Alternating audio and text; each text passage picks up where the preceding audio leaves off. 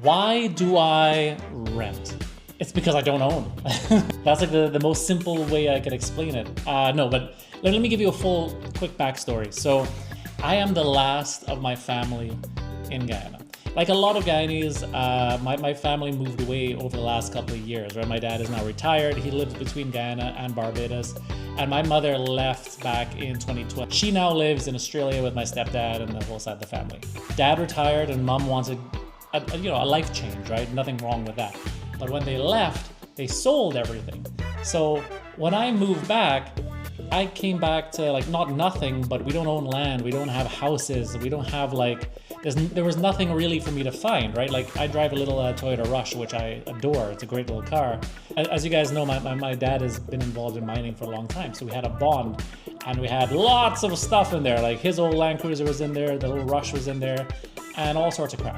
I had to go and bring the Rush back from what was the edge of hell, right? Like it was just not working. It had a marabunta nest inside of it. It was a whole episode to get that thing back roadworthy driving now, and it's great. I don't really talk about this, but when I first moved back, I lived on my friend's couch for about 6 months, and endlessly thankful for that. And then after that, I got myself a little apartment on Hatfield Street, and that didn't work out. It wasn't really great. Again, I came back with not a lot of money, right? Like even though I did very well in Australia, by the time that I had come back, I had spent a lot of my reserve cash. And honestly, all my groceries and my rent and everything was paid for by a little fruit dehydrating business.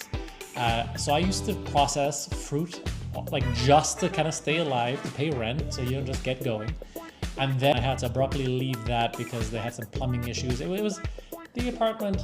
Anyway, so I then moved into my friend's spare room in his house in Providence. And I did that for a few months. Earlier this year, I left my friend's place and I was able to get into this apartment, right? Like everything in my world is a deal.